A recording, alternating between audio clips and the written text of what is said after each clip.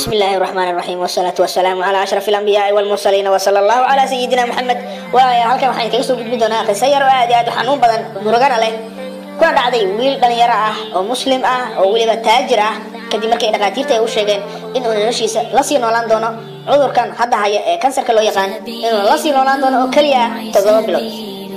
laakiin cali wuxuu leeyahay waa hadiyad xag alle ila timi bal daawade waxaad ka fikirtaa adigoo lagu dhihi lahay waxaad dhimanaysaa sanad hebel ama maalin hebel ama bil hebel siduu noqon lahay dareenkaaga bal aynu daawano sida uu noqday dareenka cali. سبيل الدموع سبيل مريح تنهدى يا صاحي كي تستريح وبث الدعاء الخفي. علي بنات waa wiil dhalinyaro ah muslim ah kuna dhashay kuna barbaaray magaalada Sydney ee dalka Australia kaasoo ku noolaa nolol guul ah aad fiican inkastoo ay dhawaan noloshiisa isku bedeshay qaab la yaab leh.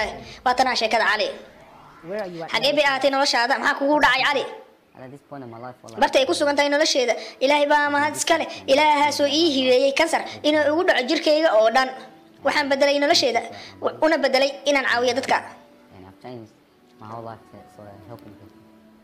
Why do you call it a gift? waa maxay sababta ugu yeertay hadiyad cali?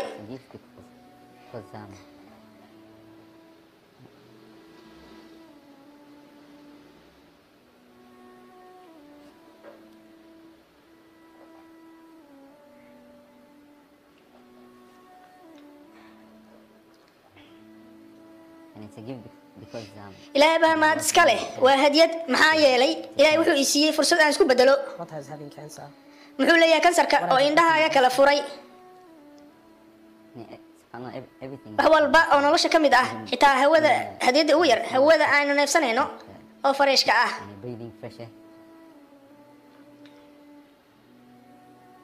Do you feel like you used to take that for granted before? How long have you had cancer? ilaa goorma ayuu ku hayaa kansarkan? 4 bilood oo hadda laga joogo. cali waxaa lagala tacaalay kansarka ilaa uu ka gaaray marxaladda afraad waxaana la siiyey 7 bilood si uu u noolaado.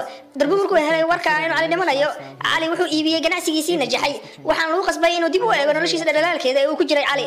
cali muxuu ahaa jawaab celintaada markaad ogaatay inuu kansar ku hayo? waxaan ka takhalusay gawaarideedii waxaan kaloo ka takhalusay saacadaheygii xitaa dharkaygii waxaan u qaaday dibadda waxaan siiyey dad badan oo halkaas ahaaday waxaan isku dayay inaan adduunyada ka tago ana waxba haysan.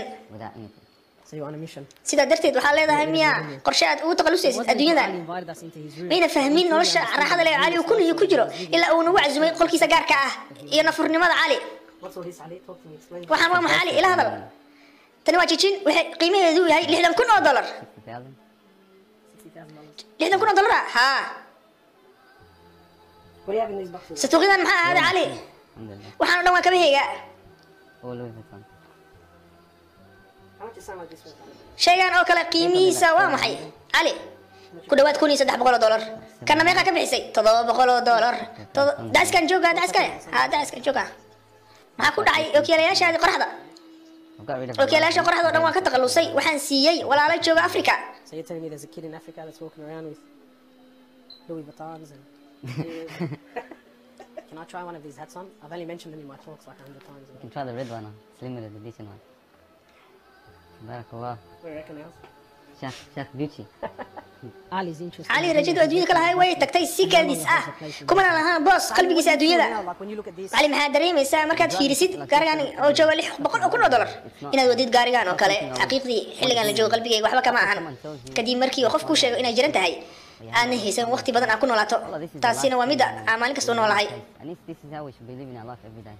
How like these people would cali gaarigan oo kale dadka waxay jecel yihiin inay lahaadaan ama inay wadaan wallahi dadka waxay aadeen meel khaldan waxayna xaqiiqsan doonaan markii ay jiradaan laguna sheego inaadan noolaan doonin waxaad xaqiiqsan wax walba haystiin waxba ku tareen. waa maxay qiimaha uu ka joogo gaarigan qalbigaaga? gaarigan waxaa igala qiimo badan joog dacas ah u iibiyo wiil Afrikaan ah oo dacas haysan wallahi taas ayaa igala qiimo badan inaan arko ilmo yar oo dacas haysta oo dhoola cadeynaya intaan lahaan lahay gaarigan oo kale xagga alle. cali markuu qorsheeyay inta ka dhiman noloshiisa iyo xoolihiisa wuxuu go'aansaday inuu caawiyo ku nasiibka daran kadib safar caadi fad xambaarsan uu ku tegay qaaradda Afrika. cali wuxuu aasaasay hay'ad dadka caawisa una gargaarta kana qaybtirta baayahooda khaaska ah. and a school in Africa to serve as an ongoing charity for him when he finally has to depart this world.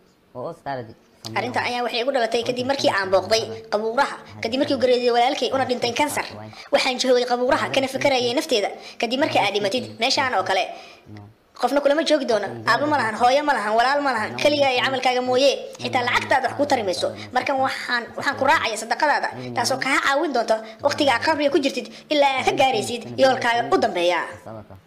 And that's the only thing that's going to help you gradually for your time in the grave till you get to the ultimate destination. As the reality of death further sinks in, Ali spends cali most of his intiisa time badan waqtigiisa wuxuu geliyaa inuu isku diyaariyo la kulanka uu la kulmayo abuuriha abuuray ee Allah subhanahu wa ta'ala rasuulka sallallahu wasallam alayhi wuxuu yiri qofkii jeclaada la kulanka ilaahay wuxuu jeclaada la kulankiisa qofkii naca la kulanka ilaahay wuxuu naca la kulankiisa adiga cali ama jecesha in ilaahay la kulantid and loving to meet Allah. Because of this cancer, kansar kan dartiis qof walaalaha kamid ayaa wuxuu uga taliyay inaan qaato dawo qaas ah si ay iga caawiso xanuunka daran subhanallah aad bay u xooganayd waxaan ka qaatay qayb badan dawadii waxayna igeysay meel aan weligeed tagin ma garanay meesha ahayd aad bay igu adkay subhanallah waxaan arkay ma arag weligay qoyskayga hareerahayga ayay buuxeen hard for me.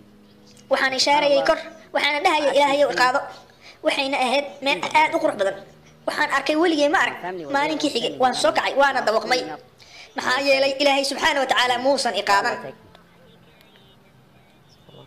And it was that beautiful what I was seeing. I just wanted to go. And the next day, subhanallah, I woke up and I was upset that Allah didn't take me. Well, I ask Allah subhanahu wa ta'ala. ilaahay subxaana wa tacaala waxaan ka baryayaa inuu ku dahiro kuna caafiyo kuguna baaqiyo la agteena waqti dheer ilaahay waxaan ka baryayaa inuu kugu jazeeyo jannooyinkiisa jannatul firdaws aamiin aamiin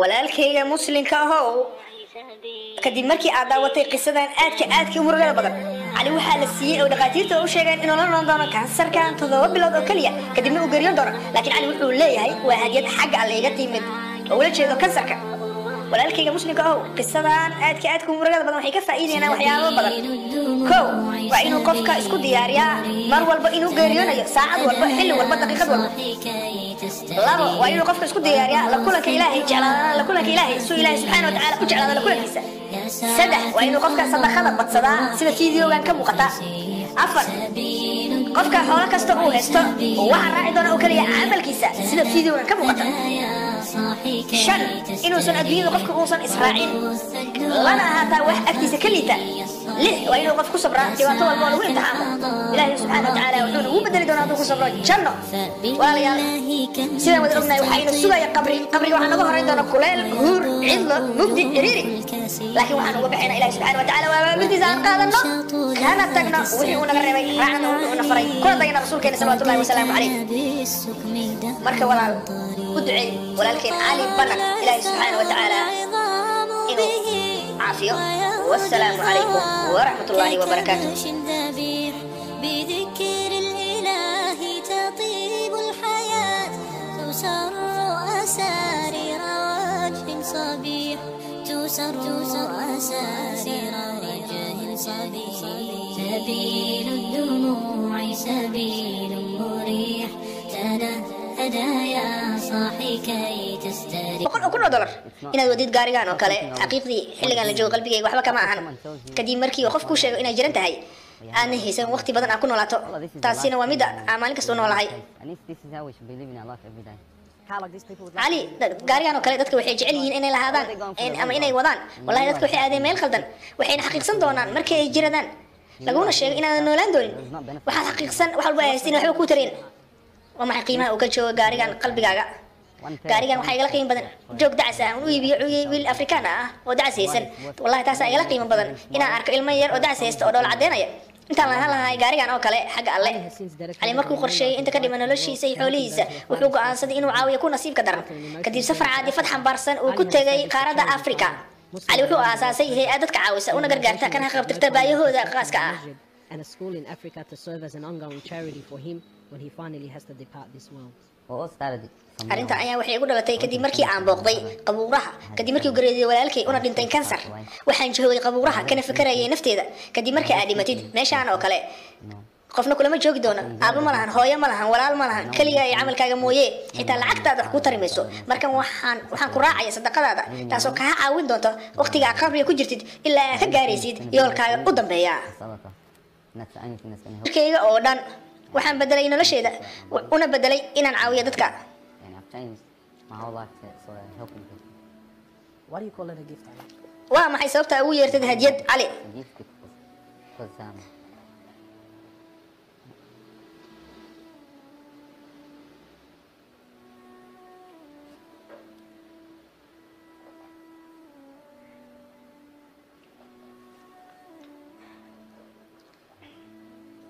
and it's a gift because ilaahay baa mahad iska leh waa hadiyad maxaa yeelay ilaahay wuxuu i siiyey fursad aan isku bedelo What has having cancer? muxuu leeyahay kansarka oo indhahaaga kala furay subhanallah, everything. wax walba oo nolosha ka mid ah xitaa hawada hadiyadda ugu yar hawada aanu neefsanayno oo fareeshka ah And breathing fresh air. Do you feel like you used to take that for granted before? How long have you had cancer? ilaa goorma ayuu ku hayaa kansarkan 4 months now. 4 bilood oo hadda laga Ali was joogo diagnosed with stage 4 cancer. cali waxaa lagala tacaalay kansarka ilaa uu ka gaaray marxaladda afraad waxaana la siiyey 7 bilood si uu u noolaado darbu markuu helay warka inuu cali dhimanayo cali wuxuu iibiyey ganacsigiisii najaxay waxaan lagu qasbay inuu dib u eego noloshiisa dhalaalkeeda ee uu ku jiray cali muxuu ahaa jawaab celintaada markaad ogaatay inuu kansar ku hayo waxaan ka takhalusay gawaarideedii waxaan kaloo ka takhalusay saacadaheygii iyo xitaa dharkaygii waxaan u qaaday dibadda waxaan siiyey dad badan oo halkaasi ahaaday waxaan isku dayay inaan adduunyada ka tago aan waxba haysan Without anything. So you're on a mission. sidaa darteed waxaa leedahay miyaa qorshe aad ugu takhalusaysid adduunyadan Ali invited us into his room. mayna fahmin nolosha raaxada leh cali uu kulliyo ku jiro ilaa uu nagu cazumay qolkiisa gaarka ah iyo nafurnimada cali What's all this, Ali? Talk to me. Explain. waxaan waa maxaa cali ila hadal tani waa jijin waxay qiimaheedu yahay $60,000 $60,000. $60,000. $60,000 haa What do you have in these boxes? satuuqyadan maxaa ahaaday cali Alhamdulillah. waxaan oo dhan waa kabahayga All Louis Vuitton. How much is some of this one? shaygan oo kale qiimihiisa waa maxay cali ku dhawaad $1,300 kana meeqa ka bixisay $700 daaskan jooga daaskane haa daaskan jooga maxaa ku dhacay ookiyaalayaashaadii qoraxda I've got rid of ookiyaalayaasha qoraxda oo dhan waan ka takhalusay waxaan siiyey walaalo jooga afrika So you're telling me there's a kid in Africa that's walking around with Louis Vuittons and... Can I try one of these hats on? I've only mentioned them in my talks like 100 times. You can try the red one, slim with the decent one. Barakallah. What do you reckon else? Chef Gucci. Ali's interested. cali rajadu adduunyada ka lahay way tagtay si kadis ah kumana lahaan boos qalbigiisa adduunyada Like when you look at this, cali maxaa dareemaysaa markaad fiirisid gaarigan oo jooga 6